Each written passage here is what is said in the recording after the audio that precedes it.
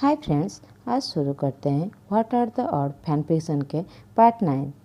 पिछले पार्ट में हमने सुना था जहान ने इबो को परमिशन दे दी थी कि वो सिन से कभी भी मिल सके और उसके घर भी आकर उसे मिल सके।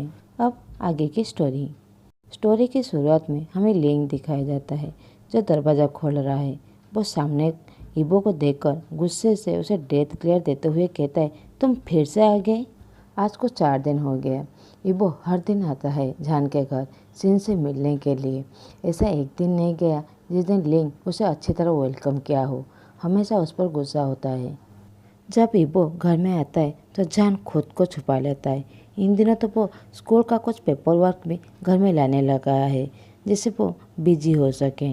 सिन कुछ नोटिस नहीं कर पाता क्योंकि वो अभी बहुत छोटा है। वो बस अपनी माँ का आंखों की तरफ देखता है जो बहुत ज़्यादा फ्लॉपी है। तो वो समझता है उसकी माँ बहुत ज़्यादा काम करती है इसलिए उसकी आंखें ऐसी है। इब्बो के आने से उसे कोई भी शिकायत नहीं था क्योंकि उसका बेटा बहुत ज़्यादा खुश था। ये कोई मायने नहीं था कि वो कितनी दर्द में है। उसे पता था एक ना एक दिन इब्बो यहाँ से चला जाएगा। वो सोचता है मेरे फीलिंग कोई भी मायने नहीं रखता, मेरा बेटा सबसे ज़्यादा इम्पोर्टेंट है। जाओचंग भी कुछ नोटिस करके जब उसे कुछ कहता है तो जान बात बदलने के लिए कुछ न कुछ बहाना ही कर देता है। बस लिंग थी जिसे सब कुछ पता है। वो भी बहुत ज़्यादा तकलीफ में होता है जब उसके अपने सामने जिसे वो प्यार करता है उसे रोते हुए देखता है, मगर वो कुछ नहीं कर पाता क्योंकि जान उसे बस दोस्त ही समझता है। इबो लिंग की ग्लेयर को इग्नोर करते हुए कहता है, मैं यहाँ पर सिन के वजह से हूँ, मैं तुम्हारे साथ कोई फाइट नहीं करना चाहता। लिंग आंखें रोल करते हुए उसे अंदर आने देता है क्योंकि उसे पता है जान ने ही उसे परमिशन दिया है घर के अंदर आने के लिए। जान के लिए सिन सबसे ज़्यादा प्रायोरिटी है, उसकी खुशी उसके लिए प्रायोरिटी है और लिंग के लिए जान। और वो मन में सोचता है मुझे ये आदमी से अपना रिश्ता तोड़ना पड़ेगा, ये एंगेजमेंट बहुत जल्द से जल्द तोड़ना पड़ेगा। मुझे इस इंसान से बहुत ज़्यादा नफरत है। इबो सिन के पास जाकर बैठ जाता है और उसके फोरहेड पर वो वाइप करने लगता है जो बहुत ज़्यादा स्वेट हो गया था। तो वो कहता है तुम मेरा इंतज़ार बहुत देर से कर रहे हो।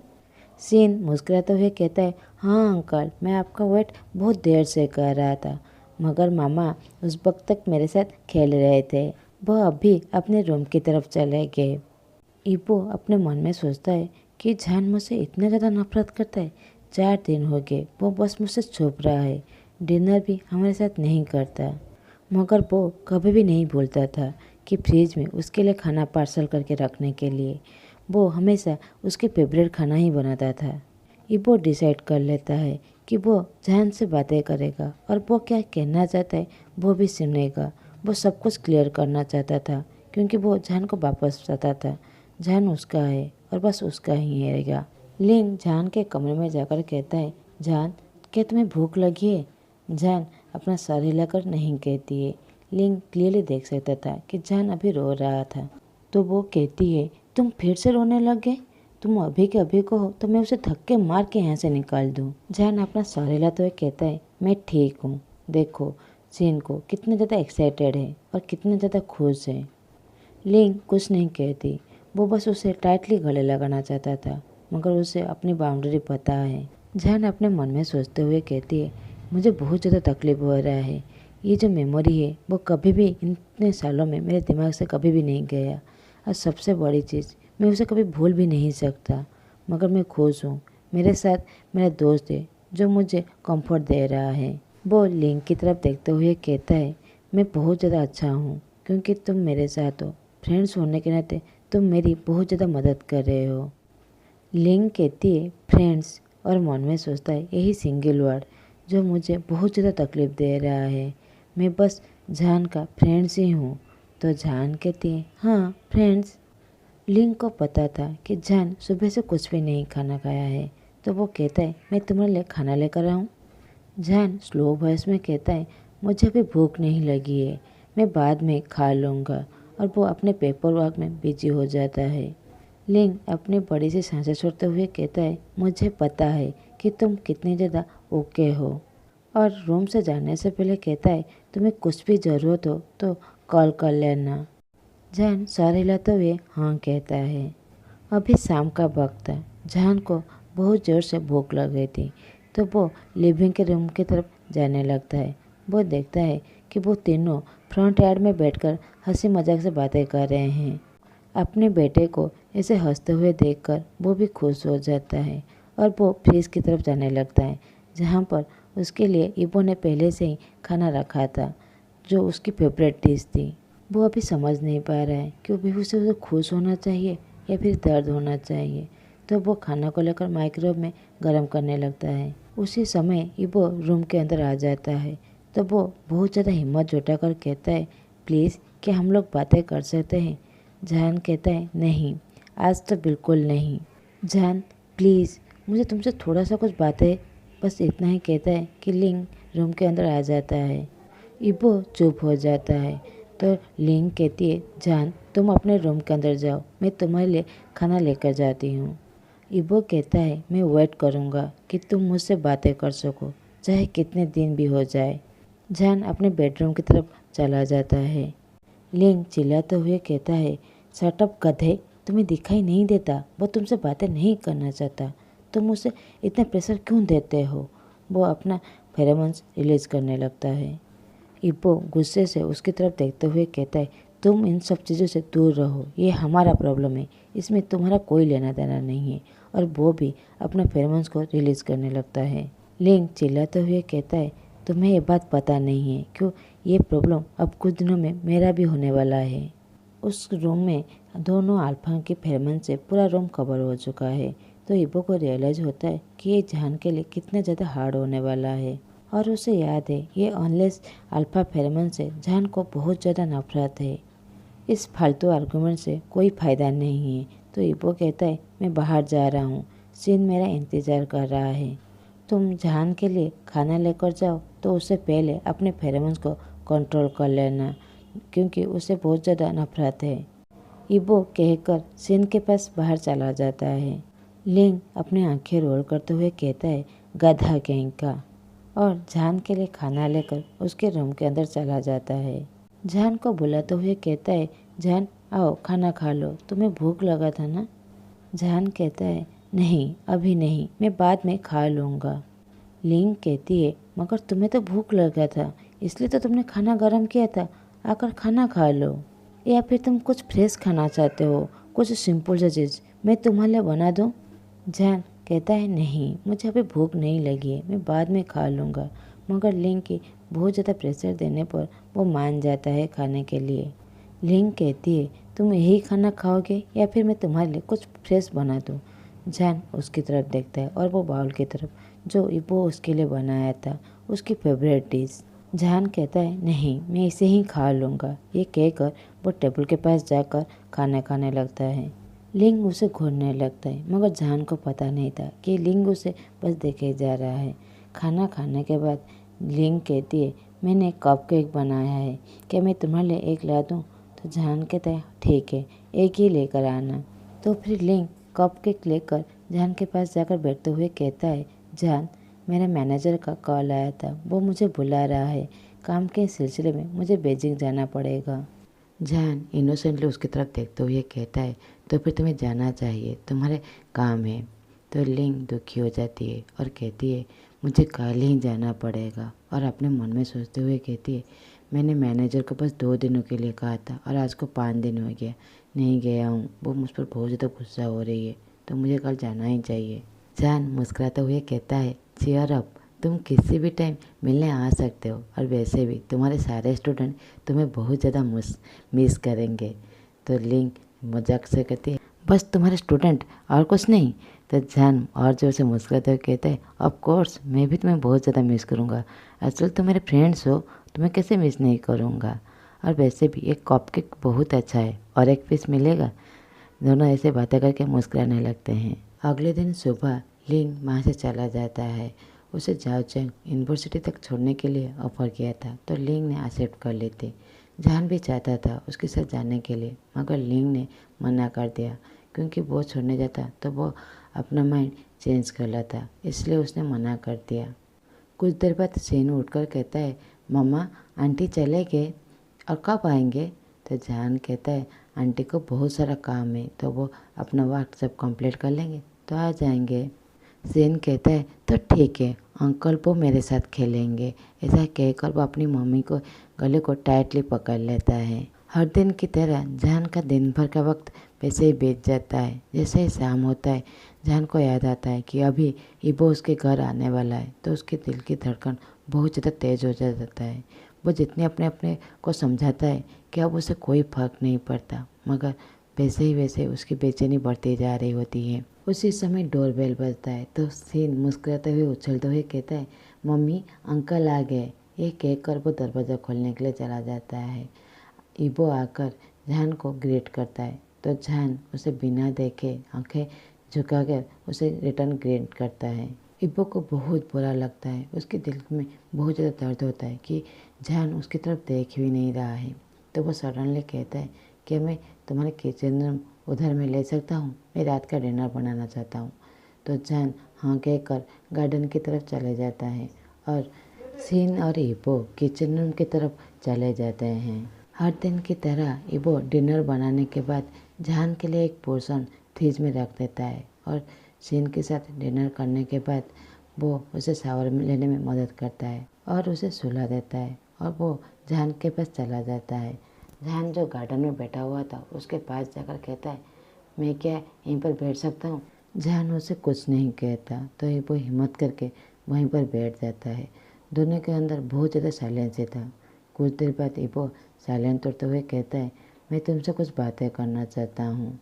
जहान जब कोई भी जवाब नहीं देता तो इबो कहता है, तुम वहाँ से क्यों गायब हो गए? तो जहान उसकी तरफ देखता है और बिटरली मुस्कुराते हुए कहता है, मैं क्यों गायब हो गया? कुछ देर साइलेंट रहने के बाद फिर से जहान कहता है, क्योंकि मैं नहीं रहना चाहता था उस दुनिया में जहाँ पर मेरे बेटे को नेग्लेक्ट किया जाए। इबो बस उसकी तरफ देख ही रहा था। उसे पता था जहान अभी रोना चाहता है, मगर वो अपनी आंसुओं को बहुत ज़्यादा होल्ड करके रखा हुआ है। जहान कुछ देर बाद फिर से कहता है, मेरा बेटा मेरे लिए बहुत ज़्यादा प्रीशियस है, इस दुनिया में मेरे लिए सबसे ज़्यादा इम्पोर्टेंट है। मैं उस झूठी दुनिया में उसे वहाँ पर रखना नहीं चाहता था। मैं नहीं चाहता था कि वहाँ पर उसे सभी नेग्लेक्ट करें। इससे अच्छा है मैं उसे अकेला ही बड़ा करूँ, जहाँ पर उसके आसपास के लोग उसे अपनाएं। इबो बस सर झुकाकर उसकी बातें सुन रहा था, क्योंकि उसे पता था जहान जो भी कह रहा है वो सब सच है, उसकी वजह वही है। तो जहान फिर से कहता है, तुम शायद भूल रहे हो कि हम दोनों की ब्रेकअप क्यों हुआ था। जब मैंने फैमिली बनाने के लिए कहा था, याद है तुमने क्या कहा था? तुमने कहा था कि फैमिली बनाने से सबसे ज़्यादा तुम्हारे लिए तुम्हारे कैरियर इंपॉर्टेंट है, और बच्चे तो वो तो तुम्हें कभी चाहिए ही नहीं था, क्योंकि वो तुम्हें लगता था कि बच्चे वर्क में तुम्हारे लिए डिस्टर्ब करेंगे, तुम्हारे कैरियर को स्पॉइल कर देंगे। उस वक्त मैंने कहा था क्योंकि मुझे बच्चा चाहिए था, मगर हाँ ये मेरी गलती थी, मैंने प्रिकॉशन नहीं लिया, मैं बहुत ज़्यादा केयरलेस हो गया था। मगर मैं तुम्हारे लाइफ में दोबारा नहीं आना चाहता था, मैं तुम्हारी लाइफ को डिजास्टर नहीं करना चाहता था, मगर अब मैं बहुत ज़्यादा खुश हूँ। मेरा बेटा बहुत प्यारा है और वो उसकी मुस्कुराहट, उसकी प्यारी सी बातें वो मुझे हमेशा खुश देता है। मैं अभी बहुत ज़्यादा खुश हूँ। तो वो कहता है, मेरा कहना का मतलब वो नहीं था। वो फिर चुप हो जाता है, क्योंकि उसे पता है कि उसने भी उस वक्त कहा था कि उसे फैमिली बनाने से ज़्यादा करियर उसके लिए बहुत ज़्यादा इम्पोर्टेंट है। मगर सीन से मिलने के बाद उसका सोच पूरी तरह बदल गया है, क्योंकि वो कितना क्यूट है, कितना प्यारा है। जहान गुस्से से कहता है, क्या मतलब तुम्हारा? उस वक्त वो तुम्हारा मतलब नहीं था। तुम्हें याद है कि हम लोग ब्रेकअप कैसे किए थे? मैं उस दिन तुमसे ढेर सारी बातें करना चाहता था, क्योंकि मैं तुम्हें कहना चाहता था कि मैं प्रेग्नेंट हूँ। मुझे पता नहीं था कि तुम कैसे रिएक्ट करोगे, फिर भी मैं बहुत ज़्यादा खुश था तुम्हें कहने के लिए, मगर तुमने मुझ पर चिल्लाया, तो मैंने गुस्से में बस इतना कह दिया कि हम ब्रेकअप कर रहे हैं। मगर तुमने इमीडिएटली एक्सेप्ट कर ली और तुमने अगले ही दिन मीडिया के सामने अनाउंसमेंट कर दी कि हम लोग ब्रेकअप हो गए। मुझे लगा था तुम जब ठंडा हो जाओगे तो मेरे पास आओगे और तुम्हें एहसास होगा कि तुमने क्या गलत किया, मगर तुमने तो अगले दिन ही डिक्लेयर कर दिया कि हम लोग ब्रेकअप हो गए। तो मैं क्या करता? तो मैंने ही कंपनी से अपना कॉन्ट्रैक्ट फिनिश करके अब मैं अपने बेटे को लेकर कहीं छुप जाना चाहता था, क्योंकि मैं तुम्हारे सामने आना ही नहीं चाहता था। मैं इस टाउन में अपनी नई लाइफ शुरू करने के लिए आया था।